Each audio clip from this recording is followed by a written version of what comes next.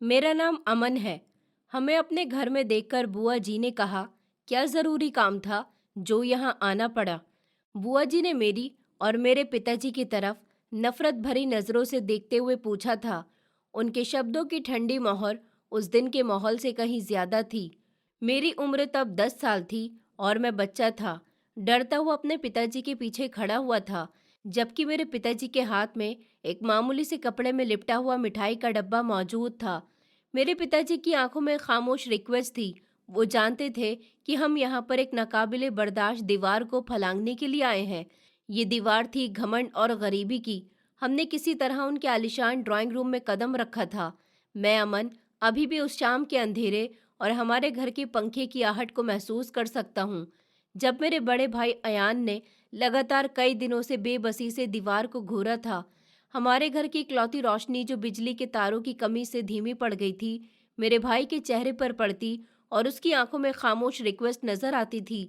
मेरी कजिन मीना के लिए मेरा भाई कोई बड़ा सपना नहीं देखता था, बस उसे मीना का साथ चाहिए था। मगर वो सपना हमें मीना की आलीशान दुनिया से बाहर धकेलने वाला था। हमारे पिताजी की मामूली सी आमदनी थी, जो शहर के एक छोटे से ऑफिस में क्लर्क की नौकरी किया करते थे। बड़ी मुश्किल से हमारा घर चलता था, लेकिन मेरे पिताजी के दिल में अयान के लिए एक राजकुमार जैसी मोहब्बत थी। रिश्ते की बातचीत से एक रात पहले मैंने अयान को अपने कपड़े ठीक करते हुए देखा था। वो पुरानी शर्ट जिस पर इस्त्री के निशान थे, उसके लिए किसी शाही लिबास से कम नहीं थे। उसने मुझसे कहा था कि अमन, मेरे लिए प्रार्थना करना, कामयाबी में ही मेरी खुशी है। अगले दिन मेरे पिताजी ने अपनी आखिरी बचत से एक सस्ती सी दुकान से मिठाई खरीदी थी और एक साफ कपड़े में लपेट ली थी। वो बार बार मुझे देखते और खुद से कहते कि ऊपर वाला खैर करेगा। हमने रिक्शा नहीं लिया था, क्योंकि किराए के पैसे मिठाई पर लग गए थे, तो इसीलिए हम पैदल ही बुआ जी के घर की तरफ चल पड़े थे। हर कदम के साथ मेरे पिताजी का कॉन्फिडेंस कम होता जा रहा था और मेरे दिल में एक अजीब सा डर बढ़ रहा था। जब हम बुआ जी के घर पहुंचे तो लोहे का बड़ा सा गेट एक नौकर ने खोला था, जिसने हमें नफरत भरी नजरों से देखा। वो हमें अंदर ड्राइंग रूम में ले जाने के बजाय लॉन के करीब एक छोटे से स्टोर रूम के दरवाजे के पास रखी पुरानी कुर्सियों की तरफ इशारा करके चला गया था। बुआ जी फूफा जी ड्राइंग रूम की बड़ी शीशे की खिड़की से हमें देख रहे थे। बुआ जी को बुलाने में 15 से 20 मिनट ज्यादा लगे थे। जब वो आई तो उन्होंने अपने चेहरे पर बिना किसी मुस्कुराहट लाए अपने कीमती कपड़ों को संभालते हुए कहा था, हाँ, क्या काम था तुम लोगों को? क्या बहुत ज़रूरी काम था जो तुम्हें यहाँ आना पड़ गया? मेरे पिताजी ने सहम कर मिठाई का डब्बा टेबल पर रख दिया था और कहने लगे कि बहन, मैं आज अपने बेटे अयान के लिए मीना का रिश्ता लेकर आया हूँ। मेरे पिताजी की आवाज़ कांप रही थी। बुआ जी ने डब्बे को एक नज़र देखा और फिर हंस पड़ी। उनकी हंसी में इतनी कर्राहट थी कि वो मेरे कानों में आज भी गूंजती है। उन्होंने इतराते हुए कहा, अयान, वो तुम्हारा बेरोजगार बेटा जो मामूली सी नौकरी भी नहीं कर पाता। उन्होंने आगे कहा, भैया, पागल हो गए हो क्या? तुम्हें शर्म नहीं आई ये रिश्ता लेकर आते हुए? हम तो अपनी बेटी के लिए किसी कमिश्नर या फिर किसी बड़े बिजनेसमैन या फिर जमीन जायदाद वालों के रिश्ते देख रहे हैं। तुम्हें क्या लगता है कि तुम्हारे भिखारी बेटे की हैसियत है कि वो मेरी बेटी के बराबर में भी खड़ा हो सके? तुम्हारी औकात ही क्या है और हमारी सोच क्या है? हमारी बराबरी पर आने के सपने तो देख रहे हो, मगर ये तो देख लो कि कहाँ हम और कहाँ तुम लोग। हम दोनों की दुनिया अलग है। उसी लम्हे फूफा जी भी ड्राइंग रूम से बाहर आए थे, अपने हाथ झाड़ते हुए, और उन्होंने मिठाई के डब्बे को उठाकर जमीन पर इस तरह से फेंक दिया जैसे वो कोई कचरा हो। वो गुस्से से कहने लगे कि ये सस्ती चीज उठाओ और निकल जाओ यहाँ से। आइंदा यहाँ पर मत आना। ये सब देखकर मैं और पिताजी तो दंग ही रह गए थे। पिताजी की आंखों में आंसू थे। हम लोग किसी पत्थर की तरह वहां से निकल आए थे। हमारी अच्छी खासी बेइज्जती हो गई थी। मेरे पिताजी के कदमों में कोई जान नहीं रही थी। वो ऐसे चल रहे थे जैसे उन्हें कोई बेनाम बोझ खींच रहा हो। मेरे आंसू पूरी तरह से खामोश थे। वो मेरे अंदर ही अंदर जल रहे थे। जब हम घर पहुंचे तो अयान को सारी हकीकत पता चल चुकी थी, क्योंकि मोहल्ले की एक औरत ने हमें आते जाते देख लिया था। अयान ने बिना एक शब्द कहे अपना कमरा बंद कर लिया था। वो सब कुछ समझ चुका था कि हमारे साथ वहां पर क्या हुआ है। उस रात अयान के कमरे से कोई आवाज़ नहीं आई थी। ये खामोशी बहुत ही खतरनाक थी। आधी रात को मुझे अयान के कमरे से एक हल्की सी आवाज आई, जैसे कोई चीज जमीन पर गिरी हो। मैंने डरते डरते अयान के कमरे का दरवाजा पीटा था, लेकिन वहां तो कोई जवाब नहीं आया। मेरे पिताजी भी उठ गए थे और उन्होंने एक ही धक्के से पुराने लकड़ी के दरवाजे को तोड़ दिया था। अंदर देखा तो अयान जमीन पर बेहोश पड़ा हुआ था। उसके हाथ में खाली पैकेट था। ये सब देखकर मेरे और पिताजी के कदमों तले से जमीन निकल गई थी। पिताजी दौड़ते हुए अयान की तरफ गए, उसे उठाने की कोशिश की। मेरे पिताजी का दिल इस नज़ारे को देखकर बुरी तरह से टूट गया था। उनकी आंखों में आंसू थे, मगर वो कोई आवाज़ नहीं निकाल पा रहे थे, सिर्फ एक जख्मी पक्षी की तरह फड़फड़ा रहे थे। हमने जल्दी से अयान को फौरन करीब के डिस्पेंसरी में पहुंचा दिया था। डॉक्टर ने उसे बचा लिया था, मगर उसकी मायूसी ख़त्म नहीं हुई थी। जब हम वापस आए तो मेरे पिताजी की हालत बहुत ख़राब थी। वो इतना सब कुछ बर्दाश्त नहीं कर पा रहे थे। आखिरकार उनको बहुत सारे दुख मिले थे। उन्होंने किसी से कोई बात नहीं की थी, वो सिर्फ खामोश रहे थे। अगली सुबह सूरज निकलने से पहले मुझे एक जोरदार धमाके की आवाज़ आई थी। मैंने जब भागकर देखा तो मेरे पिताजी अपने बिस्तर के पास ज़मीन पर गिरे हुए हैं। उनके हाथ उनके सीने पर थे और चेहरा नीला पड़ चुका था। उन्हें दिल का दौरा पड़ा था। वो मुझे, मेरे भाई अयान को और इन सारे दुख तकलीफ़ों को छोड़कर हमेशा के लिए चले गए थे। मेरे पिताजी की मौत हमारे गरीबी पर आखिरी और सबसे बड़ा हमला थी। अयान, जो पहले ही बुरी तरह से टूट चुका था, अब और भी ज़्यादा खुद को कसूरवार समझने लगा था। पिताजी के मरने के एक दिन बाद ही अयान ने मुझे एक पुरानी सी डायरी थमाई थी, जिसमें मीना के लिए लिखे गए उसके सारे सपने, जज्बात और कुछ शायरी थी। उसकी आंखें भीगी हुई थीं। उसने मुझसे नज़र चुराते हुए कहा, अमन, तुम अपना ख्याल रखना, मैं जा रहा हूँ। अब मैं तभी वापस आऊँगा जब मेरे पास वो सब होगा जो मीना के परिवार के लिए औकात रखता है। अयान ने मुझे आखिरी बार भी नहीं देखा था और वो शहर की तरफ निकल गया था। उसने तो ये भी नहीं सोचा था कि वो अपने भाई को छोड़कर अकेला जा रहा है। मैं, कम उम्र का अनाथ बच्चा, इस घर के टूटे हुए सपनों और अपने पिता के मरने का बोझ कंधों पर उठाकर बिल्कुल ही अकेला रह गया था। मेरा दिल पत्थर का बन चुका था और मेरे अंदर एक आग जल रही थी, बदले की आग, जो सिर्फ बुआ जी के घर और उनके घमंड को जलाकर राख कर सकती थी। क्योंकि मेरे पिताजी की मौत और मेरे भाई का जाना, इस सब की वजह बुआ जी और उनका घमंड था। मेरे पास अब कोई नहीं था, सिर्फ एक डायरी थी और एक गैर मामूली मकसद था। मेरे पिता को मरे हुए 3 दिन गुजर चुके थे। हमारा छोटा सा घर वीरान हो चुका था और हर तरफ उदासी का साया छाया हुआ था। उसी दिन दोपहर के समय बुआ जी अपनी बड़ी सी गाड़ी में बैठकर, महंगे कपड़े पहने हुए और पूरे प्रोटोकॉल भरे अंदाज में हमारे मोहल्ले में दाखिल हुई थी। मेरी बुआ जी की शादी एक अमीर परिवार में हुई थी, तभी से वो बहुत घमंडी हो गई थी और अपने आगे किसी को कुछ नहीं समझती थी। बुआ जी के साथ फूफा जी भी आए हुए थे, जो हाथ में टिश्यू पेपर का डब्बा थामे हुए थे, क्योंकि उनको हमारे इस पुराने मोहल्ले में बदबू आती थी। मोहल्ले की औरतें उनकी बड़ी गाड़ी और उनके एक्सपेंसिव कपड़ों और ज्वेलरी को जलन भरी नज़रों से देख रही थी। बुआ जी ने मामूली तौर पर अपने भाई की मौत के नाम का दिखावा किया और अपनी आंखों में झूठे आंसू सजाए, ताकि लोगों को लगे कि इस औरत को अपने भाई के इस दुनिया से चले जाने पर बेहद अफसोस है। लेकिन वो तो मेरे पिताजी के मरने पर भी शामिल नहीं हुई थी। आज जब 3 दिन के बाद वो हमारे घर आ रही थी, तो ऐसे एक्टिंग कर रही थी जैसे सच में उन्हें मेरे पिताजी से बहुत मोहब्बत थी, जबकि असली वजह तो ये थी कि उन्होंने मेरे पिताजी का बेहद दिल दुखाया था। वो थोड़ी देर रोने की एक्टिंग करती रहीं और फिर असली मुद्दे पर आ ही गई थी। मैं खामोशी से एक तरफ खड़ा हुआ था। उन्होंने कहा कि ये बेचारा अमन अब यहाँ अकेला रह गया। ये यहाँ अकेला रहकर क्या करेगा? मैं अपने भतीजे को अपने साथ लेकर जाऊंगी। ये मेरे मरे हुए भाई की निशानी है। ये यहाँ भूखा मर जाएगा। इसका कोई ख्याल रखने वाला नहीं होगा तो ये आवारागर्दी शुरू कर देगा। मैं इसे अपने साथ ले जाऊंगी और इसकी परवरिश करूंगी। ये मेरे भाई की निशानी है। मैं इसे लवारिसों की तरह सड़क पर नहीं छोड़ सकती। बुआ जी के शब्दों में एहसान का जहर घुला हुआ था। वो मुझे अंदर तक जख्मी कर गया था।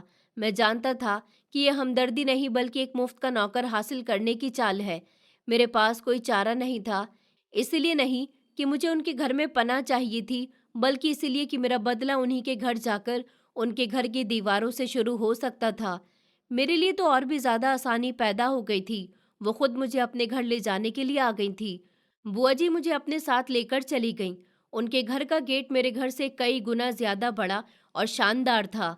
घर के अंदर दाखिल होते ही मुझे फौरन किचन के पास नौकरों के क्वार्टर में ले जाया गया था।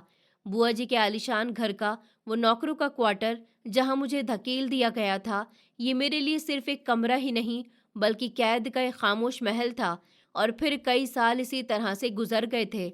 मैंने अपनी पुरानी सी चारपाई पर बैठकर अपने हाथ पर लगे इस गर्म चाय के कप के दाग को देखा था, जो मेरे लिए मेरी बेइज्जती का आखिरी निशान था। उस कमरे में मैंने अपनी पहचान और बीते हुए समय को दफन कर दिया था। मेरा नाम अब अमन नहीं था, बल्कि सिर्फ काम का लड़का था। सारा दिन की कड़ी मेहनत के बाद जब मैं रात को थककर लेट जाता था, तो छत से टपकते हुए पानी की आवाज़ मुझे मेरे पिताजी के आखिरी लम्हों और भाई अयान की मायूसी की याद दिलाती थी। मैंने वही फैसला कर लिया था कि मैं उनकी गरीबी और अपनी बेइज्जती को अपनी ताकत बनाऊंगा। मेरा शरीर भले ही बुआ जी का नौकर हो, मगर मेरी आत्मा और दिमाग सिर्फ एक ही मिशन पर थे, बदला। मेरा बिस्तर मेरी जेल था और मेरी किताबें उससे निकलने का इकलौता रास्ता। हर रात में इस क्वार्टर की बदबू और अंधेरे को अपनी हिम्मत में बदलता था। बुआ जी का ये पहला हुक्म था। उन्होंने मेरी आंखों में आंखें डालकर देखते हुए कहा कि देख अमन, तुझे यहाँ हमारे घर के दूसरे नौकरों के साथ रहना पड़ेगा। तुम्हारा काम कल से शुरू हो जाएगा। सुबह का नाश्ता 6 बजे तैयार हो जाना चाहिए। अब मेरी जिंदगी बुआ जी के हुक्मों पर ही चल रही थी। मेरी अपनी आगे की जिंदगी अपने बड़े भाई की मोहब्बत और पिता के आशीर्वाद और शिक्षा के सपनों से निकलकर अब सफाई और हुक्म की दुनिया में दाखिल हो चुकी थी। मीना वो मेरी कजिन थी, बुआ जी की बड़ी बेटी, जिसके लिए मेरे भाई अयान ने अपनी जान देने की कोशिश की थी, क्योंकि वो उससे मोहब्बत करता था और उसे अपनी जिंदगी में शामिल करना चाहता था। वो तो मेरी तरफ देखती भी नहीं थी। उसका ध्यान तो सिर्फ उसके मोबाइल और उसके नए रिश्ते पर लगा हुआ था। मगर उसकी छोटी बहन तानिया का मामला बिल्कुल अलग था। वो मेरी मौजूदगी को अपना हक समझती थी। वो हर समय मुझे किसी न किसी बहाने बुलाती और बेइज्जत करती थी। एक दिन तानिया ने मुझे एक नया टास्क दिया था।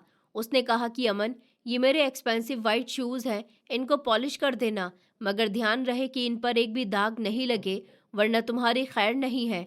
मैं मेहनत से जूते पॉलिश कर रहा था कि तभी तानिया कमरे में आ गई और कहने लगी, ओहो, तुम कितने सुस्त हो, अभी तक तुमने शूज़ भी पॉलिश नहीं किए हैं। चलो, मैं अपने कमरे में जा रही हूँ, मेरे लिए एक कप चाय लेकर आओ जल्दी से। उसके हुक्म पर मैं दौड़कर किचन में चला गया था। चाय बनाकर ले आया था। चाय लाते हुए मेरे हाथ हल्के से कांप रहे थे और चाय का गर्म कप मेरे हाथ से छूटकर तानिया के नए कालीन पर गिर पड़ा था। तानिया चीख पड़ी थी। उसकी आवाज़ पूरे घर में गूंज गई थी। उसने चिल्लाते हुए गुस्से में कहा, तुम गंदे गरीब, तुम्हें कोई काम ढंग से नहीं आता। वो मेरे करीब आई। उसने चाय का कप उठाया और उसकी तली मेरे हाथ पर इतनी जोर से दे मारी थी कि मेरा हाथ जल गया था, और बोली कि यही तुम्हारी सज़ा है। तुम जैसे गंदे कीड़े को बस यही जुबान समझ आती है। वो मुझे तकलीफ में देखकर हंसने लगी। उसकी हंसी में शैतान छुपा हुआ था। मेरे हाथ पर गर्म कप का निशान बन चुका था, जो मेरे लिए अब एक और जख्म नहीं बल्कि मेरे बदले की मोहर बन चुका था। उस दिन शाम को मैंने बाहर जाकर एक टेक्स्ट बुक की दुकान से एक पुरानी यूपीएससी की किताबें खरीदी। मुझे पता चल गया था कि मीना का रिश्ता तय हो चुका है और मेरे भाई अयान का बदला उससे नहीं लिया जा सकता। वो तो अपनी ससुराल जाने वाली थी। अब मेरा निशाना तानिया थी, वो जो अपने घमंड और दौलत के नशे में चूर थी, जो गरीबों से नफरत करती थी। मेरे दिल ने पक्का इरादा कर लिया था कि मैं एक दिन असिस्टेंट कमिश्नर ज़रूर बनूंगा और उसका घमंड तोड़कर उससे बदला लेकर शादी करूंगा। मैंने अपनी ज़िंदगी का नया मकसद तय कर लिया था। मेरे लिए अपनी पढ़ाई पूरी करना एक मुश्किल काम था। पूरे दिन की कड़ी मेहनत के बाद मेरा शरीर थकावट से चूर हो जाता था। नौकरों के क्वार्टर में और रोशनी भी नहीं होती थी, इसलिए मैंने एक अनोखा तरीका निकाला था। रात को 2 बजे जब घर के सारे नौकर सो जाते थे और बिजली की मेन पावर बंद हो जाती थी, तो मैं खामोशी से अपने कमरे के बाथरूम में जाता, जहाँ पर एक छोटी सी धीमी रोशनी की बल्ब लगी हुई थी, जो शायद हमेशा जलती रहती थी। मैं बाथरूम की फ्लैश टैंक पर अपनी किताबें रखता और खड़े होकर पढ़ाई किया करता था। यहीं से मेरे असिस्टेंट कमिश्नर बनने की शुरुआत हुई थी। मैंने पहले ही फैसला कर लिया था कि मैं कभी किसी से शिकायत नहीं करूंगा, कभी किसी के सामने आंसू नहीं बहाऊंगा और ना ही अपना राज किसी को बताऊंगा, क्योंकि मेरे पिता की बेइज्जती और भाई की बेबसी का बदला सिर्फ ताकत से लिया जा सकता था, और वो ताकत मेरे लिए मेरी शिक्षा थी। मैंने यहाँ रहते हुए चुपके चुपके पढ़ाई की थी।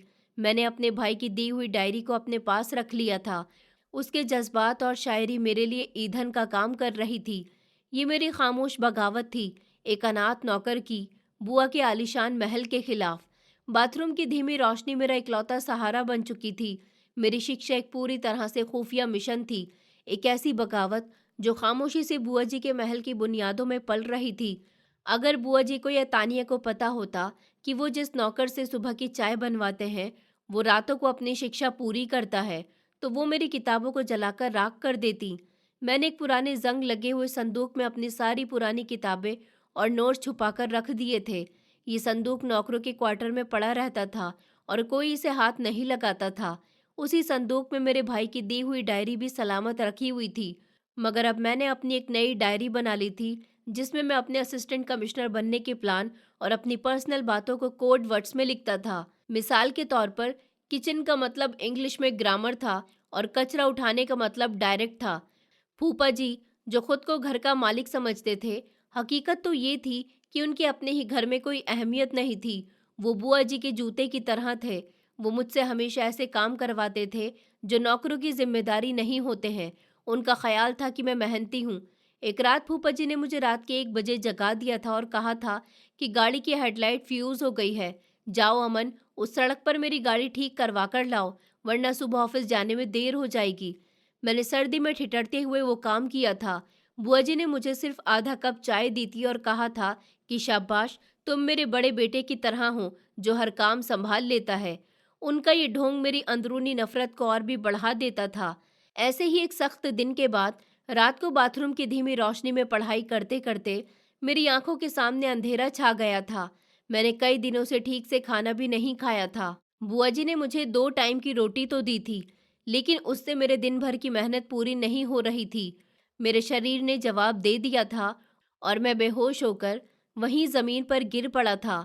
बाथरूम में पानी के टपकने की आवाज़ तेज हो गई थी और शायद इसी वजह से क्वार्टर के एक बूढ़े नौकर ने आकर दरवाज़ा खटखटाया था।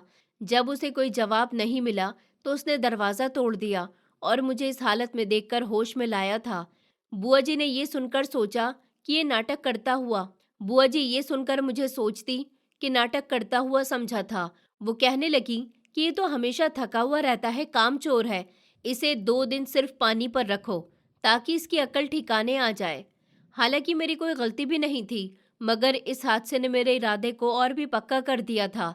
मैंने फैसला कर लिया था कि मुझे न सिर्फ कामयाब होना है, बल्कि अपनी कामयाबी का राज बिल्कुल आखिरी समय तक छुपाना है, ताकि उनकी हैरानी और बेइज्जती विश्वास में बदल जाए। मुझे पढ़ाई के लिए ट्यूशन और किसी भी टीचर की ज़रूरत नहीं थी। मैंने अपने कॉलेज के एक दोस्त समीर को ढूंढ लिया था। समीर फाइनेंशियल तौर पर कमज़ोर था मगर इंटेलिजेंट था। मैंने उसे पूरी कंडीशन के बारे में बताया था और उसे राज़ी कर लिया था कि वो मुझसे आधी रात को शहर के एक पुराने पुल के नीचे मिले और मुझे यूपीएससी के लिए हेल्प करे। इसके बदले मैं उसे बर्तन धोने की नौकरी के पैसों में से कुछ पैसे दे दिया करूँगा। मैंने उसे कहा था कि देखो समीर, अगर मेरे घर वालों को पता चल गया तो मेरे साथ तुम्हारी भी जिंदगी खराब हो जाएगी। तुम कसम खाओ कि तुम किसी को कुछ भी नहीं बताओगे। मैंने उसे सख्ती से मना कर दिया था कि वो कभी भी मेरे घर का रुख नहीं करेगा और ना ही किसी को मेरी पढ़ाई के बारे में बताया। समीर ने मेरी मदद करना स्वीकार कर लिया था। मैंने अपनी पढ़ाई के लिए फीस जमा करने के लिए रातों को मोहल्ले के एक होटल में छुपकर बर्तन धोने का काम भी शुरू कर दिया था। होटल का मालिक एक मेहरबान बूढ़ा आदमी था। वो मुझे रात 11 बजे से 1 बजे तक काम करने की इजाज़त देता था। मैं बुआ जी के घर के नौकरों को क्वार्टर में सबको ये बात बताकर सो जाता था कि मैं बीमार हूँ, यह जल्द ही सो रहा हूँ, और फिर चुपके से पीछे के दरवाजे से निकल जाता था। ये धोखाधड़ी मेरे लिए सिर्फ मजबूरी नहीं थी, बल्कि एक नई चाल थी ताकि मेरा सपना सच हो सके। हर धुले हुए बर्तन मुझे मेरे पिता की बेइज्जती और तानिया का घमंड याद आ जाता था, जो मेरे अंदर की आग को और भी भड़का देता था। मेरे अंदर एक ज्वालामुखी भरा पड़ा था जो अंदर ही अंदर पक रहा था, जिसका धमाका सिर्फ यूपीएससी की कामयाबी की सूरत में होना था। मेरी सीक्रेट शिक्षा का मिशन अब अपनी ऊंचाइयों पर था और यूपीएससी की परीक्षा की तारीख बिल्कुल सर पर आ चुकी थी। मेरे कंधों पर रातों की जागने वाली थकावट और दिन भर की नौकरी का बोझ था, लेकिन मेरा बदला मेरी सबसे बड़ी और पहली जिम्मेदारी था। अब मुझे फौरन ही परीक्षा के फॉर्म भरने थे और उसकी भारी फीस जमा करवानी थी। मैं जानता था कि मेरे पास जमा की हुई रकम बहुत कम है, जो मैंने बर्तन धोकर जमा की थी। दिमाग के साथ बेहद मेहनत करने के बाद मैंने बड़ी हिम्मत की और अगले दिन बुआ जी से बात करने की ठान ली थी। सुबह के समय जब बुआ जी अपने गार्डन में बैठी चाय पी रही थी, तब मैं उनके पास गया और डरते डरते कहने लगा कि बुआ जी, मुझे एक ज़रूरी काम के लिए कुछ एडवांस सैलरी की ज़रूरत है। बुआ जी ने मेरी तरफ ऐसी नज़रों से देखा था जैसे मैंने कोई बहुत घिनौना जुर्म कर दिया हो। वो अपनी कुर्सी से खड़ी हुई थी और तीखे शब्दों में बोली, सैलरी? एडवांस? तुम आखिर खुद को क्या समझते हो अमन? ये कोई गरीब खाना है जहाँ तुम्हें पैसे बांट दिए जाएंगे? वो मेरे करीब आई और मुझ पर एक खौफनाक इल्ज़ाम लगाया था। कहने लगी कि मुझे लगता है कि तुमने मेरे घर से कुछ पैसे चोरी किए हैं और अब ये बहाना बना रहे हो। तुम जैसे गरीब लोग होते ही चोर हैं। ये सुनकर मेरी आंखों में खून उतर आया था, मगर मैंने खुद को काबू में रख रखा था। बुआ जी ने बिना किसी शर्म के मुझे वहीं लॉन में खड़ा करके मेरे कपड़ों की तलाशी ली। उन्होंने मेरी जेब से एक एक रुपया निकाल लिया था, जो मैंने बड़ी मेहनत से बचाया था। ये झूठा इल्ज़ाम और मेरी बेइज्जती की तलाशी मेरे लिए एक और बड़ा मोड़ साबित हुई थी। उनकी यह हरकत मुझे मेरे पिताजी की बेइज्जती याद दिला रही थी और फूफा जी वहाँ मौजूद मेरी इस बेइज्जती पर हंस रहे थे। बुआ जी ने तलाशी लेने के बाद ताना देते हुए अंदाज में कहा कि यही तुम्हारी औकात है, जाओ और आइंदा कभी पैसे मत मांगना। मैं टूट चुका था, मगर मायूस नहीं हुआ था। वापस आकर मैंने अपने पिता की पुरानी पेटी खोली, जो अभी तक क्वार्टर के एक कोने में पड़ी हुई थी। वहाँ एक छोटे से कपड़े के टुकड़े में लिपटी हुई सोने की अंगूठी पड़ी थी। मुझे याद आया कि मेरे पिताजी ने कहा था कि ये तुम्हारी माँ की आखिरी निशानी है और सिर्फ बहुत ज़्यादा ज़रूरत के समय तुम्हें इसको इस्तेमाल करना है। मैंने बहुत ज़्यादा अफसोस और भारी दिल के साथ इस अंगूठी को उठाया। मैं इसे एक एक मिनट देखता रहा था। ये सिर्फ सोना नहीं था, ये मेरे पिता की आखिरी याद थी, जिस पर मेरे गरीब होने की मोहर लगी हुई थी। इसे बेचना मेरी मजाल से बाहर था, मगर मेरे दिमाग में तानिया का हंसता हुआ चेहरा और यूपीएससी की परीक्षा की आखिरी तारीख गूंज रही थी। ये सोना मेरी माँ की निशानी है और यूपीएससी की कामयाबी मेरे पिता की इज्जत की निशानी ज़्यादा अहम है। मैंने खुद को समझाया था। मैंने क्वार्टर से चुपके से बाहर निकलकर शहर के पुराने इलाके में एक पुराने सुनार की दुकान तलाश की थी, ताकि कोई मुझे पहचान न ले। मैंने जल्दी से अंगूठी दिखाई और सुनार ने कीमत बहुत कम लगाई थी, मगर मेरे पास बहस करने का टाइम नहीं था। मेरी आंखों में इस समय भी नमी थी। जब मैंने वो अंगूठी उसके हवाले की, जितने पैसे मिले वो परीक्षा की फीस जमा करवाने के लिए काफ़ी थे। मैंने फॉर्म भरा और फीस जमा करवाई थी। ये कुर्बानी मेरे इरादे को और भी ज़्यादा पुख्ता बना रही थी। अब मेरे पास पीछे हटने का कोई रास्ता नहीं था। ये अंगूठी बेचना बदले के सफ़र में मेरे परिवार की तरफ से आखिरी सहारा थी। मेरी हर परीक्षा मेरे परिवार की आखिरी उम्मीद थी। परीक्षा के दिन मेरी पूरी रात डर और जोश में गुजरी थी। मैंने बुआ जी से झूठ बोल दिया था कि मुझे फूफा जी ने किसी ज़रूरी काम से दूसरे शहर बाजार भेजा है। बुआ जी ने शक किया था, मगर मैंने कहा था कि काम सुबह ही हो जाएगा। मैं अपने दोस्त समीर की मदद से परीक्षा देने के लिए शहर के दूसरे कोने में सेंटर तक पहुंचा था। समीर ने मेरे लिए एक साफ सुथरी ड्रेस का इंतजाम किया था, ताकि मैं नौकर की तरह न लगूं। परीक्षा हॉल में बैठकर मैंने एक लम्हे के लिए अपनी आंखें बंद कर ली थी और अपने पिता की बेइज्जती, भाई की मायूसी और तानिया के घमंड को याद किया था। ये सब मेरे लिए ताकत बन गए थे। मैं जानता था कि ये परीक्षा सिर्फ नौकरी के लिए नहीं, बल्कि बदले के लिए है। मेरा हर शब्द और हर सवाल का जवाब इस जज्बे से आगे था। मुझे हर कीमत पर कामयाब होना था, ताकि मैं उनके घर का असली मालिक बन सकूं और तानिया का घमंड तोड़ सकूं। मैंने ये भी सोच रखा था कि कामयाबी के बाद भी मैं फौरन अपना असली रुतबा जाहिर नहीं करूंगा। मैं कमिश्नर बनने के बावजूद ये नाटक करूंगा कि मैं कोई मामूली सरकारी नौकर बना हूँ, ताकि मेरा असली वार जब मैं तानिया को देखने के लिए बतौर असिस्टेंट कमिश्नर आऊँगा, तो ज़्यादा अच्छी वाली बेइज्जती हो। मेरे दिमाग में एक प्लान चल रहा था, जो मेरे और बुआ जी के घर के बीच में एक ऐसी दीवार खड़ी कर देगी जिसे कोई गिरा नहीं सकेगा। परीक्षा के बाद का समय मेरे लिए किसी नर्क से कम नहीं था। एक तरफ थका देने वाली जिंदगी थी, तो दूसरी तरफ दिल ही दिल में अपनी किस्मत का फैसला आने का बेहद इंतजार था।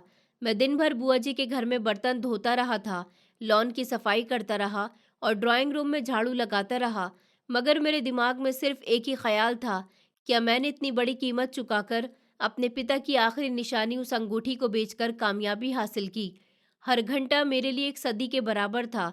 मैंने फैसला कर लिया था कि रिजल्ट से पहले कोई नया खतरा मोल नहीं लूंगा। हालांकि मैंने अपनी रातों की पढ़ाई और होटल में बर्तन धोने का काम कुछ समय के लिए रोक दिया था। इस दौरान बुआ जी की खुशियों में कई गुना ज्यादा बढ़ावा हो चुका था। मीना की शादी तो जल्द ही एक बिजनेसमैन के बेटे से होने वाली थी और बुआ जी का सारा ध्यान तानिया पर था।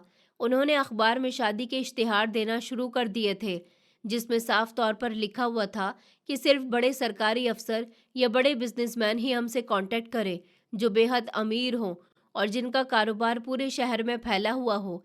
बुआ जी दिन रात इसी हैसियत के सपने बुन रही थी। एक दोपहर में ड्राइंग रूम की सफाई कर रहा था और तानिया वहां पर बैठी हुई इम्पॉर्टेंट फैशन मैगजीन देख रही थी। एक पेज ओपन किया जिस पर महंगे डिजाइनर कपड़े और घड़ियां थी। वो कहने लगी कि अमन, ये देख रहे हो, ये होती है लाइफ। तुम्हारे जैसे नौकर कभी ये ब्रांडेड नहीं पहन सकते। तुम लोगों की दुनिया कचरा और पुराने कपड़ों तक ही रहती है। वो कहने लगी, मेरा पति जो एक कमिश्नर होगा वो मुझे ये सब लेकर देगा, तब तुम्हें पता चलेगा कि अमीर और गरीब में क्या फर्क होता है। मैंने खामोशी से सिर्फ सर हिला दिया था, जैसे मैंने उसकी बात सुनी ही नहीं हो, मगर मेरे अंदर बदले की आग भड़क उठी थी। मैं दिल ही दिल में मुस्कुरा दिया था और सोचा था कि तानिया, मैं ही तुम्हारा कमिश्नर बनने वाला हूँ, लेकिन तुम्हें ये सब देने के लिए नहीं, बल्कि तुम्हारा घमंड छीनने के लिए। मैंने अपनी सफाई जारी रखी थी और ये दिखावा करता रहा था कि उसके शब्द मेरे लिए बेमतलब हैं।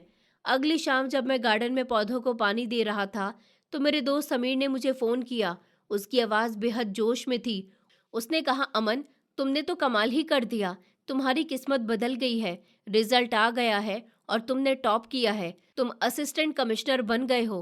ये खबर सुनकर मेरे हाथों से पानी का पाइप छूट गया था और मैं लगभग चीख पड़ने वाला ही था कि मेरे दिल की धड़कनें तेज हो गईं, मगर मैंने फौरन खुद को कंट्रोल में किया था।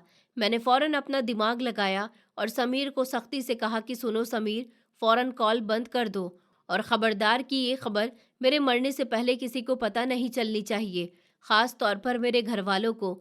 अगर तुमने ये राज फाश कर दिया तो मेरा सारा प्लान खराब हो जाएगा। समीर, जो मेरी कंडीशन से बहुत अच्छी तरह से वाकिफ था, मुझसे वादा करके खामोश हो गया था। मैंने फ़ोन काट दिया था और अपनी कामयाबी का राज अपने दिल की गहराइयों में छुपा लिया था। मैंने अपने दिमाग में एक नया नाटक तैयार कर लिया था, कमिश्नर का रिश्ता भेजने का नाटक। मैंने फैसला कर लिया था कि मैं घर वालों को कोई खबर नहीं दूंगा, यहाँ तक कि मैं अपनी पोस्टिंग की भी कोई खबर नहीं दूंगा। मैंने सोच लिया था कि मैं एक ताकतवर और ऊंचे पद का इस्तेमाल करूंगा, ताकि बुआ जी खुद मेरी तरफ खिंची चली आएं और तानिया को मेरे सामने पेश कर दें। मेरा मकसद साफ था, नौकर के कपड़ों में घर की सफाई करके असिस्टेंट कमिश्नर प्रोटोकॉल के साथ इसी घर में दाखिल होना। मेरे असिस्टेंट कमिश्नर बनने की बड़ी खबर मेरे अंदर एक राज बनकर पक रही थी, मगर मैं जानता था कि ये ज्यादा देर तक खुफिया नहीं रह सकती। सारे मामलात और ट्रेनिंग के लिए मुझे फौरन एक हफ्ते के अंदर अंदर अपना शहर छोड़कर दूसरे शहर जाना था। मैंने अपनी कागजी कार्यवाही पूरी कर ली थी और फिर एक चाल चली। मैंने बुआ जी को अपने पुराने मोबाइल नंबर से फ़ोन किया था और एक मामूली सी कहानी सुनाई थी। बुआ जी, मुझे एक छोटी सी निजी कंपनी में अकाउंट्स का काम मिल गया है। वहाँ सैलरी भी मामूली है। मुझे शहर से बाहर रहना पड़ेगा।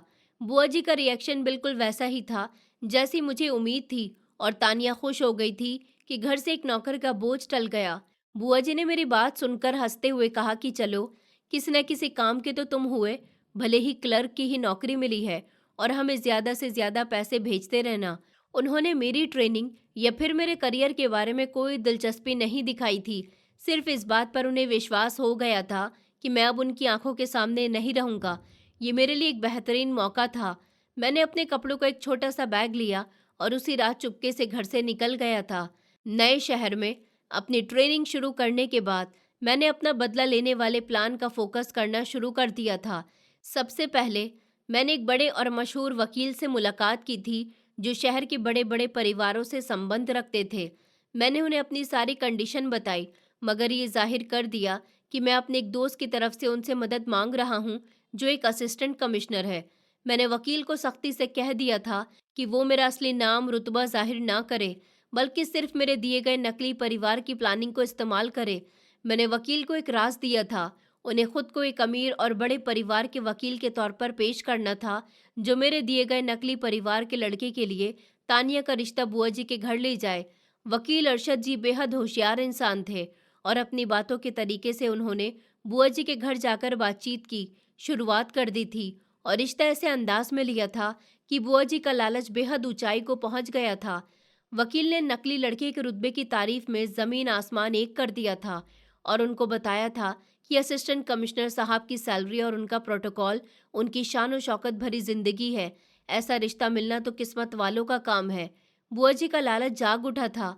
उन्होंने रुतबे और प्रोटोकॉल के सपने देखने शुरू कर दिए थे और फौरन ही रिश्ता स्वीकार कर लिया था। उन्होंने जल्दबाजी में कहा कि वकील साहब, हमें ये रिश्ता 100% मंजूर है। आप बस कमिश्नर साहब से मुलाकात की डेट फिक्स कर लीजिए। उन्होंने मेरे बारे में एक बार भी नहीं सोचा था कि उनका अपना भतीजा भी इसी रुतबे पर पहुंच चुका है। बुआ जी ने मुलाकात के लिए अगले हफ्ते मंगलवार का दिन तय कर लिया था। ये तारीख मेरे बदले के लिए बेहतरीन थी। इस दौरान मैंने अपने सारे प्रोटोकॉल और गाड़ियों की खुफिया तैयारी कर ली थी। मैंने अपने गार्ड्स के कमांडर को बुलाकर अपने सीक्रेट मिशन के बारे में उनको बताया था कि मैं चाहता हूं कि मैं जब उस घर में दाखिल हूं तो मेरे एटीट्यूड से उनके दिल दहल जाएं। कोई कमी नहीं रहनी चाहिए। मैंने सोच लिया था कि मेरे आने का प्लान इस तरह होकर दूर दूर तक मेरी शान और शौकत का चर्चा हो जाए। मैंने जानबूझकर उस दिन की छुट्टी ली थी जिस दिन मेरी मुलाकात हुई थी, ये दिखाने के लिए कि ये मेरे लिए एक अहम मौका है। मेरा मकसद था कि मेरा पहुंचना इतना डरावना हो कि बुआ जी को सोचने का भी मौका ना मिले। अब समय करीब आ चुका था कि मैं नौकर से मालिक बनकर उस घर में दाखिल हो जाऊं। आज का दिन बुआ जी के परिवार के लिए किसी जश्न से कम नहीं था। तानिया का रिश्ता एक असिस्टेंट कमिश्नर से तय होने वाला था और उनका ख्याल था कि उनकी हैसियत हमेशा हमेशा के लिए बदल जाएगी।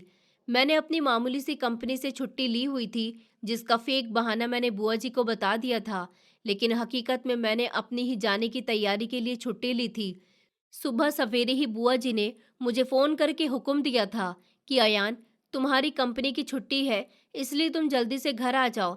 हमारे यहाँ कमिश्नर साहब आ रहे हैं और घर की पूरी सफाई तुम्हारे हाथ की ही होनी चाहिए। मैं नहीं चाहती कि कोई दाग या धूल का धब्बा नजर आए।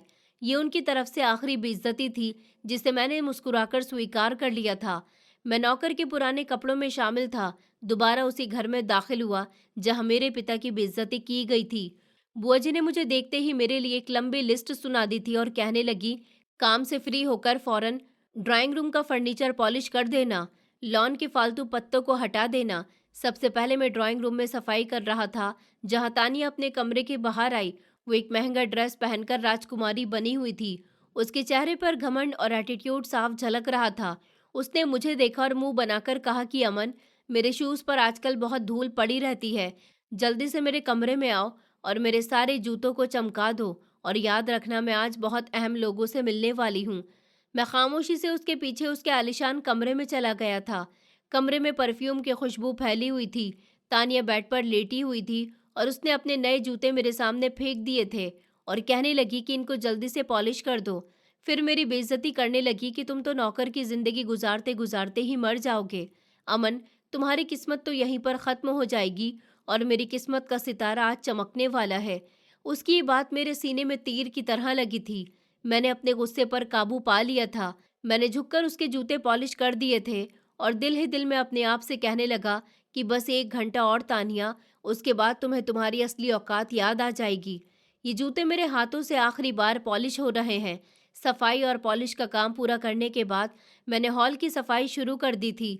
बुआ जी ने मुझे एक झूठी मुस्कुराहट के साथ कहा था कि अमन, तुम हमेशा ही हमारे लिए बहुत काम आते हो।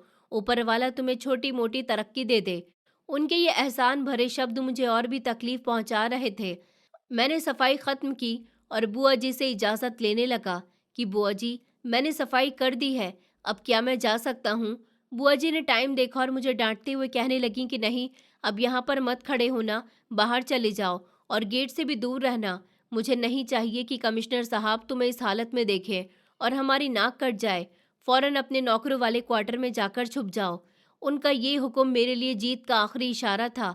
मैंने सर झुकाकर जी बुआ जी कहा था और उनके सामने से हट गया था। ये आखिरी बार था जब मैंने नौकर की हैसियत से उनके सामने सर झुकाया था। मैं अपने पुराने क्वार्टर में चला गया था। मेरे पास वहां पर एक मामूली समय था। मैंने अपने गार्ड्स के कमांडर को सीक्रेट कोड वर्ड में आखिरी बार बता दिया था कि कमरे की एक अलमारी में जो कपड़े लटके हुए थे वो मेरे नौकरों वाले कपड़े नहीं थे, बल्कि मेरे असिस्टेंट कमिश्नर की यूनिफॉर्म थी। मैंने अपनी पुरानी फटी हुई शर्ट उतार दी थी और शानदार यूनिफॉर्म पहन लिया था। शीशे के सामने खड़े होकर मैंने खुद को देखा था। ये वही अमन था, मगर अब वो ताकतवर था। मैंने अपने पिता की तस्वीर को देखा था और दिल ही दिल में उनसे माफ़ी मांगी थी कि उनका बेटा बदले के लिए ये नाटक कर रहा है। मैं तैयार हो गया था। मेरा प्रोटोकॉल मेरा इंतज़ार कर रहा था। मैं अपने यूनिफॉर्म में शामिल अपने कमरे से बाहर निकला और घर के पिछले दरवाजे से बाहर निकल गया। मैंने गेट से कुछ दूरी पर गार्ड्स और प्रोटोकॉल की गाड़ियों को तैयार खड़ा पाया था। मैं काले रंग की बड़ी सी गाड़ी में सवार हुआ और कमांडर को आगे बढ़ने का इशारा किया था। मैं अपने गार्ड्स और पूरे प्रोटोकॉल के साथ उसी सड़क पर आ गया था जहां मेरे पिता को बेइज्जती का सामना करना पड़ा था। गेट पर पहुंचकर मैंने गाड़ी रोक दी थी और आखिरी हुक्म दिया था कि मेरी एंट्री ऐसी होगी, घर में मौजूद हर इंसान की सांसें थम जाएं। सड़क पर सायरन और सरकारी गाड़ियों के हॉर्न की गूंज ने बुआ जी के घर में हलचल मचा दी थी। बुआ जी, फूफा जी और तानिया, जो पहले से ही ड्राइंग रूम में असिस्टेंट कमिश्नर के वेलकम के लिए बेताब बैठे हुए थे। उनके दिल की धड़कनें तेज हो गई थी। मैंने बाहर से सुना था कि बुआ जी तानिया से कह रही थी कि खामोश रहना और अपना इम्प्रेशन जमाना, हमारी आज किस्मत खुलने वाली है। तानिया ने अपने हाथ में फूलों का एक बड़ा सा बुके पकड़ा हुआ था। चेहरे पर घमंड और जीत के एक्सप्रेशन थे। गेट से होते हुए सबसे पहले मेरे गार्ड्स और सिक्योरिटी टीम अंदर दाखिल हुई थी, जिन्होंने कमरे के एक एक कोने में अपनी पोजीशन संभाल ली थी। उनका प्रोफेशनल अंदाज देखकर बुआ जी को लगा कि उनका सपना पूरा हो रहा है। और फिर मैंने कमिश्नर अमन की पूरी शान शौकत और घमंड के साथ ड्राइंग रूम में कदम रखा था। वक्त जैसे थम गया था। वहां मौजूद पूरी तरह से खामोशी मेरे पिता की बेइज्जती और भाई की बेबसी का जवाब थी। तानिया के हाथ में पकड़े हुए फूल नीचे गिर गए थे, जैसे किसी ने उसके हाथ से जान निकाल दी हो। बुआ जी और फूफा जी की आंखें हैरानी और डर से बाहर निकल आई थी। उनके सामने वही इंसान खड़ा था जिसे उन्होंने कुछ घंटे पहले डांट कर घर से बाहर निकाल दिया था और जिसके हाथों से तानिया ने अपने जूते पॉलिश करवाए थे। ये क्या नाटक है? बुआ जी ने हकलाते हुए पूछा। उनकी साड़ी का महंगा पल्लू जमीन को छू रहा था। फूफा जी की तो बोलती ही बंद हो गई थी। मैंने कुर्सी पर बैठकर एक गहरी और सुकून भरी सांस ली थी और फिर उनकी तरफ देखा। मेरे चेहरे पर कोई गुस्सा नहीं था, बल्कि सुकून और जीत भरी मुस्कुराहट थी। ये नाटक नहीं है बुआ जी, बल्कि ये तो एक हकीकत है। मेरी आवाज़ इतनी सुकून से भरी हुई थी कि कमरे में लगी हुई घड़ी की टिक टिक भी सुनाई दे रही थी। मैंने कहा, मैं वही असिस्टेंट कमिश्नर अमन हूँ जिसका रिश्ता आपने बड़ी खुशी से स्वीकार किया था। मैंने धीरे से तानिया की तरफ देखा जो बेजान हो चुकी थी। मैंने कहा, तानिया, कुछ घंटे पहले तुमने मुझे अपना नौकर समझा था। आज मैं तुम्हारे सपनों का मालिक बनकर तुम्हारे सामने बैठा हुआ हूँ। मैंने उनके सामने अपने पिता की बेइज्जती की पूरी कहानी और अपने भाई के मरने की कोशिश और बुआ जी की तरफ से लगाए गए चोरी के झूठे आरोप को एक एक करके बयां कर दिया था। मैंने कहा, आपने मेरे पिता से कहा था कि उनके बेटे की औकात नहीं कि वो आपकी बेटी को भी देखे।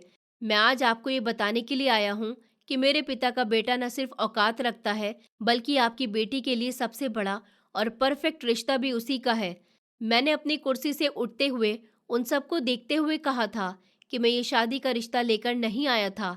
मेरा मकसद सिर्फ आप सब लोगों को ये बताना था कि आपने जिस गरीब अनाथ और बेसहारा बच्चे को नौकर समझकर बेइज्जत किया था, वो अपनी मेहनत, शिक्षा और ऊपर वाले की मदद से कमिश्नर बन गया है। मैं किसी नफरत या बदले का हिस्सा बनकर जिंदगी गुजारना नहीं चाहता था। आपकी बेटी का घमंड टूट चुका है और मेरे परिवार की बेइज्जती का बदला पूरा हो चुका है। मैंने अपना सरकारी कार्ड टेबल पर रखा, जो मेरी असली पहचान थी। मैंने कहा, मुझे आपके परिवार से कोई रिश्ता नहीं रखना।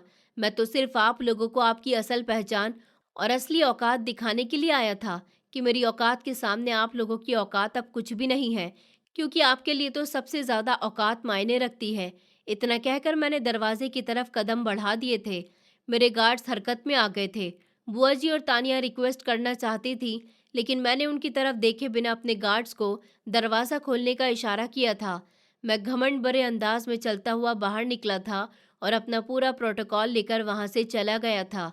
बुआ जी और उनके परिवार को उनकी बेइज्जती और पछतावे के साथ छोड़ आया था। ये मेरे पिता और भाई की आत्मा को दिली सुकून पहुंचाने वाला था। मैंने अपने बड़े भाई अयान को ढूंढने की भी कोशिश की थी और फिर मैं कामयाब भी हो गया था। और फिर एक समय के बाद हम दोनों भाई एक दूसरे के आमने सामने थे। पूरे प्रोटोकॉल के साथ उस घर से निकलने के बाद जो खामोशी और बेबसी पीछे रह गई थी, उसका एहसास मेरे ऑफिस पहुंचने पर भी मेरे साथ था। मेरे जाने के बाद फौरन बुआ जी और तानिया की हालत सदमे से नाकाबिले बर्दाश्त हो गई थी। बुआ जी तो बेहोश हो गई थी और उनकी कंडीशन ये हो गई थी कि वो ज़मीन पर गिर पड़ी थी और तानिया बेहद गुस्से में थी। फूफा जी ने तो किसी तरह उन दोनों को संभाला था। उन्होंने मुझे फ़ौरन फ़ोन करने की कोशिश की थी, मगर मैंने उन सभी के सारे नंबर्स ब्लॉक कर दिए थे। बुआ जी सिर्फ अपने रुपये, पैसे, धन दौलत और थोड़ी सी हैसियत की फ़िक्र में थी, क्योंकि कमिश्नर के आने और फिर मेरे जाने की खबर पूरे मोहल्ले में किसी तरह फैल चुकी थी और अब लोग उन पर नेगेटिव कमेंट की बारिश कर रहे थे। मैंने अपने ऑफिस में सबसे पहले अपने पिता के नाम का एक एनजीओ फंड काम किया था, ताकि मेरे गरीब होने की इंसल्ट करने वालों को ये पता चल जाए कि मेरा हक अपने लिए नहीं है। इसके फौरन बाद मैंने सबसे इम्पोर्टेंट मिशन पर काम शुरू कर दिया था, अपने बड़े भाई की तलाश। मैंने अपनी सरकारी पहचान और निजी संबंध का इस्तेमाल किया था। मैंने अलग अलग शहरों में पुलिस स्टेशन और आश्रम को अपने भाई के गायब होने की पुरानी रिपोर्ट की दोबारा जांच का हुक्म दिया था। मेरा पुराना दोस्त समीर भी इस काम में मेरी मदद करता था, क्योंकि वो अयान को सबसे करीब से जानता था। तलाश पूरे एक हफ्ते तक जारी रही थी, जिसके दौरान एक एक घंटा भी मेरे लिए भारी था। मैंने बुआ जी की तरफ से आने वाले रिक्वेस्ट भरे और गुस्से भरे सारे फ़ोन कॉल्स इग्नोर कर दिए थे। अब वो मेरी ताकत के सामने बेबस और लाचार हो गए थे। वो अब भी मुझे अपने फ़ायदे के लिए इस्तेमाल करना चाहती थी, ये कहकर कि अगर मैं तानिया से शादी का दिखावा कर लूँ, तो मीना का रिश्ता टूटने से बच जाएगा। उन्होंने कहा था कि तुम्हारा क्या जाता है, अमन, कम से कम हमारी नाक तो बच जाएगी। बुआ जी की बात सुनकर मुझे फिर से गुस्सा आ गया था और मैंने उन्हें उनकी किस्मत पर छोड़ने का फैसला कर लिया था। 8वें दिन समीर ने मुझे खुफिया खबर दी कि अयान भाई एक छोटे और दूर के गांव में है, जहां पर एक सरकारी स्कूल में वो बच्चों को पढ़ाता है और नौकरी भी करता है। वो बहुत बदला हुआ है और लगता है कि अपनी पुरानी जिंदगी की कड़वाहट को भुलाने की कोशिश कर रहा है। ये खबर सुनकर मेरा दिल सुकून से भर गया था। मैंने फौरन एक खुफिया गाड़ी और कुछ सिक्योरिटी गार्ड्स वहां पर भेजे थे, जिन्हें मैंने ऑफिसर्स बताया था, ताकि अयान को मेरी सरकारी हैसियत से फौरन डर न लगे। अयान को इस मामूली गांव से वापस लाने में एक दिन लगा था। जब वो मेरे ऑफिस में मेरे सामने खड़ा हुआ था, तो उसने मुझे असिस्टेंट कमिश्नर की यूनिफॉर्म में शामिल देखा। उसकी आंखों में पहले हैरानी और फिर डर आ गया था और फिर वो अजीब सा एहसास आया। उसने मुझे गले से लगा लिया था और हम दोनों खामोशी से एक दूसरे की जिंदगी के सारे दुखों को महसूस करते रहे थे। मैंने उसे अपने पिता की कुर्बानी, बुआ जी के जुल्म और बदले के पूरे नाटक की डिटेल बताई थी। अयान ने गहरी सांस ली और कहा कि अमन, तुमने हमें हमारी जगह वापस दिला दी है। उनका घमंड अब मिट्टी में मिल चुका है। मेरा मकसद पूरा हो गया। अयान ने मुझे माफ़ी और शांति की तरफ बढ़ने का सुझाव दिया था और कहा था कि मुझे अब एक सिंपल जिंदगी जीनी चाहिए। मैंने अपने भाई की बात मान ली थी और यहीं पर मेरे बदले की यात्रा खत्म हुई थी और शांति और तरक्की का नया सफ़र शुरू हुआ था। मैंने फैसला कर लिया था कि मैं अयान को हायर एजुकेशन के लिए विदेश भेजूंगा, ताकि वो अपने सारे दुख और अपनी पुरानी ज़िंदगी को भुलाकर एक नई ज़िंदगी की शुरुआत करे। मेरे बदले का मिशन पूरा हो चुका था और अब मेरी ज़िंदगी एक सुकून और एक नए रास्ते पर आ चुकी थी। सबसे पहले मैंने अपने बड़े भाई अयान को दोबारा भरोसा दिलाया था कि उसे अपनी एजुकेशन को आगे बढ़ाना चाहिए, जिस पर मैंने उसे लंदन भेजने का इंतज़ाम कर दिया था। मगर इससे पहले ही मैंने अपने भाई की चाहत और अपनी हैसियत के मुताबिक उसकी शादी एक बेहद पढ़ी लिखी फैमिली की लड़की से करवाई थी, जो कि बहुत सुंदर थी। अयान भाई की शादी में हमारे परिवार की इज्जत को पूरी तरह से बचा लिया था और इस तरह मेरे पिता की आत्मा को सुकून मिला होगा। अयान की नई जिंदगी ने मेरे दिल से सारी कड़वाहट निकाल दी थी। दूसरी तरफ बुआ जी के घर में हालात बदतर हो चुके थे। मेरी शादी से इनकार करने के बाद जो बेइज्जती और शर्मिंदगी बुआ जी को मिली थी, उसने उन्हें तोड़कर रख दिया था। जब ये खबर मार्केट में फैली, तो मीना का रिश्ता भी टूट गया था और उनके सारे सामाजिक संबंध खत्म हो गए थे। फूफा जी जो हमेशा बुआ जी की हाँ में हाँ मिलाते थे, वो अब दिमागी दबाव और फाइनेंशियल नुकसान उठा बैठे थे, क्योंकि मैंने उनके कुछ गैर कानूनी कामों पर पर्दा डालना बंद कर दिया था, जिसकी वजह से फूफा जी पैरालाइज जैसी बीमारी का शिकार हो गए थे। उनका दायां हाथ और पैर बिल्कुल खराब हो चुका था और अब वो बिस्तर तक की हद में थे। तानिया का घमंड भी पूरी तरह से टूट चुका था। उसने अपनी अमीर जिंदगी को छोड़कर एक मामूली सरकारी स्कूल में टीचर की नौकरी करनी शुरू कर दी थी ताकि वो अपने घर के खर्चों में हाथ बटा सके। वो अब सिंपल कपड़े पहनती थी और उसके व्यवहार में नरमी और अपनापन आ चुका था। एक बार मेरा ड्राइवर मुझे बताने लगा कि उसने तानिया को एक ठेले वाले से सिंपल शब्दों में बात करते हुए देखा था, जो पहले नामुमकिन था। ये खबर सुनकर मेरे दिल में उसके लिए गैर मामूली सुकून का एहसास हुआ था। उसने अपनी गलतियों की कीमत अदा करनी शुरू कर दी थी। क्या मुझे तानिया से शादी करनी चाहिए थी? क्योंकि गुजरी हुई रात बुआ जी का फ़ोन आया तो मैं एक लम्हे के लिए हैरान रह गया था। उनकी आवाज़ में अब वो अकड़ और घमंड नहीं था, बल्कि एक टूटी हुई माँ की बेबसी थी। उन्होंने फ़ोन पर रोते हुए कहा कि अमन बेटा, मुझे माफ़ कर दो। मैं अपनी सारी गलतियों पर बेहद शर्मिंदा हूँ और पछतावा कर रही हूँ। बेटा, तुम्हारे जाने के बाद हमारा सब कुछ ख़त्म हो गया। तुम्हारे फूफा जी बिस्तर पर हैं और मीना भी अपने कमरे में बंद रहती है। तानिया घर चला रही है। मुझे अब एहसास होता है कि मैंने तुम्हारे पिता और तुम्हारे साथ कितना जुल्म किया था, जिसकी सज़ा ऊपर वाले ने हमें इस रूप में दे दी है। बेटा, ऊपर वाले के वास्ते मुझे माफ़ कर दो और इस बेइज्जती से बाहर निकाल दो। अगर तुम तानिया से शादी कर लोगे तो लोग हमें जीने देंगे। अब हमें तुम्हारी दौलत नहीं, तुम्हारे साथ की ज़रूरत है। मैंने अभी तक तानिया से शादी तो नहीं की है। अभी उनको कुछ समय दे दिया है कि मैं आपको सोचकर बताऊंगा। अब आप लोग ही मुझे बताइए कि क्या मुझे तानिया से शादी करनी चाहिए या नहीं? क्योंकि एक समय पहले जब मैं अपने पिता के साथ अपने भाई का रिश्ता लेकर उनके घर गया था, तो उन लोगों ने मेरे पिता की बेइज्जती कर दी थी, जिसके सदमे में मेरे पिताजी की मौत हो गई थी और मेरे भाई ने भी अपनी जान लेने की कोशिश की थी। मैं अपने पिता को तो खो ही चुका हूँ। अगर भाई को भी खो देता तो शायद मेरे लिए कोई रिश्ता नहीं होता। और दूसरी तरफ बुआ जी और उनके परिवार वाले बेहद शर्मिंदा हैं। माफ़ करने के लिए भी हमें इंसान को एक मौका देना चाहिए। मैंने अभी तक शादी तो नहीं की है, मगर अभी तक सोच विचार कर रहा हूँ कि मुझे क्या करना चाहिए। आप लोग मुझे बताइए कि मैं क्या करूँ? तानिया से शादी कर लूँ या फिर दोबारा से इनकार करके उन लोगों से अपने बदले को बढ़ावा दूँ? दोस्तों, उम्मीद करती हूँ आपको हमारी कहानी पसंद आई होगी। कहानी पसंद आई है तो वीडियो को लाइक करें। चैनल पर नए हैं तो चैनल को सब्सक्राइब करें और हाँ, नोटिफिकेशन बेल को ज़रूर दबाएं ताकि अगली अपडेट सबसे पहले आपको मिले।